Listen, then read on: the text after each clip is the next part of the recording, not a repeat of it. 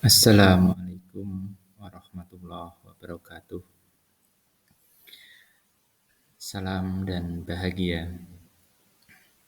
Perkenalkan, saya Catur Arfiansyah, calon guru penggerak Angkatan 11 Kabupaten Semarang.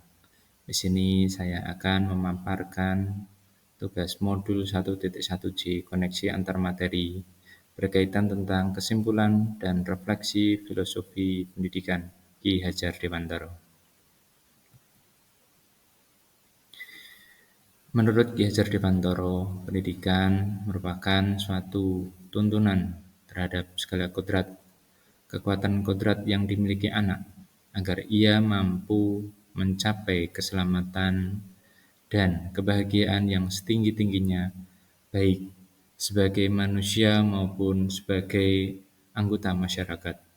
Sehingga tujuan pendidikan adalah untuk menuntun mencapai selamat dan bahagia dengan semboyan ing ngarsa sung tulodo, ing madya mangun karsa, dan tutpuri handayani. Sehingga sebagai seorang pendidik harus mampu menjadi teladan, mampu memberi semangat kepada peserta didik, serta memberikan dorongan untuk menggapai inovasi pembelajaran yang baru.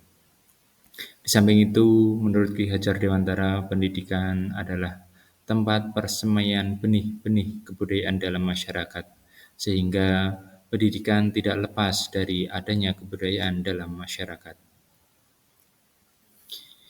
Dalam proses menuntun, seorang pendidik bisa diibaratkan sebagai seorang petani, yang mana anak-anak itu seperti biji tumbuhan yang disemai dan ditanam oleh Pak Tani di lahan yang telah disediakan. Dalam menuntun tumbuhnya biji jagung, seorang petani bisa mendukung dengan memperbaiki kondisi tanah, memberi pupuk dan mengairi, serta membasmi ulat dan hama dan tanaman pengganggu yang menghambat tumbuhnya tanaman jagung tersebut. Seperti sejalan dengan sistem pendidikan sistem Among yang diterapkan pada perguruan taman siswa. Dengan sistem Among, pendidikan tidak diperbolehkan dengan sistem hukuman, karena sejatinya pendidik sebagai pamong dalam memberi tuntunan dan arahan agar anak tidak kehilangan arah dan membahayakan dirinya, sehingga anak dapat menemukan kemerdekaannya dalam belajar. Semula saya beranggapan anak adalah seperti kertas kosong yang kita bisa membuat garis sesuai dengan keinginan kita. Tetapi anak bukanlah tabula rasa.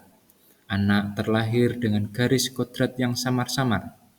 Tugas kita sebagai seorang guru adalah menebalkannya dengan memperbaiki lakunya agar menjadi manusia yang seutuhnya.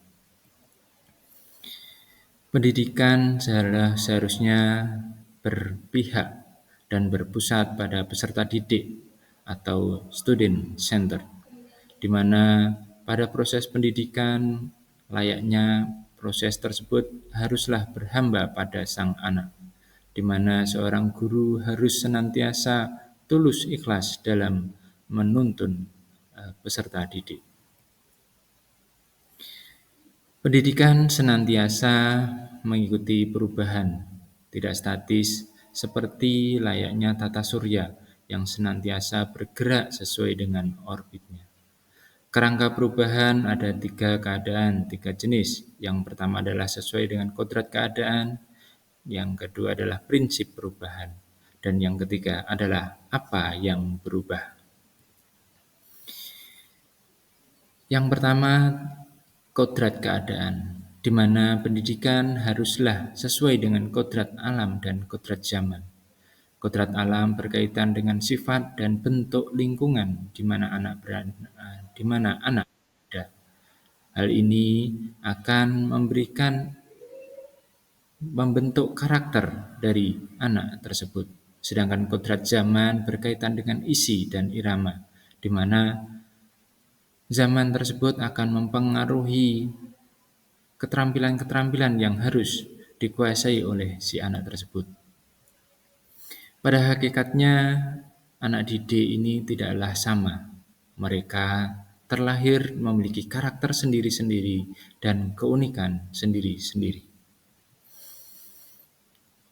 Yang kedua adalah prinsip perubahan. Prinsip perubahan bergantung pada 3 kondisi atau yang lebih dikenal dengan asas trikon, yaitu kontinuitas, konvergensi, dan konsentris. Kontinuitas adalah melakukan dialog kritis tentang sejarah. Dalam bergerak ke depan, kita tidak boleh lupa akan akar budaya yang hakiki dalam masyarakat sekitar kita. Yang kedua, konvergensi, di mana pendidikan harus memanusiakan manusia dan memperkuat nilai kemanusiaan. Yang ketiga adalah konsentris. Perbedaan harus menghargai keberagaman dan memerdekakan pembelajar. Oleh karena itu, setiap orang berputar dan beredar sesuai dengan orbitnya. Yang ketiga adalah apa yang berubah. Dalam proses pendidikan ada arus yang berubah. Salah satunya adalah budi pekerti. Budi pekerti atau watak atau karakter merupakan perpaduan antara gerak, pikiran, perasaan, dan kehendak atau kemauan, sehingga menimbulkan tenaga. Budi pekerti juga dapat diartikan sebagai perpaduan antara cipta, rasa, dan karsa. Setelah memahami modul 1.1 dalam pemikiran filosofis Ki Hajar Dewantara tersebut, apa saja penerapan pembelajaran yang mencerminkan pemikiran Ki Hajar Dewantara yang akan saya lakukan? Yang pertama adalah merancang dan melakukan asesmen diagnostik awal untuk mengetahui karakteristik dan kemampuan siswa. Yang kedua adalah merancang pembelajaran sesuai dengan hasil asesmen diagnostik awal yang telah dilakukan. Ketiga, kesepakatan belajar. Yang keempat, memberikan variasi bentuk tugas sesuai dengan potensi siswa. Yang kelima, melaksanakan pembelajaran dengan metode bermain sambil belajar. Dan yang keenam, saya akan melakukan variasi penilaian sesuai dengan kodrat zaman dan keadaan kodrat alam.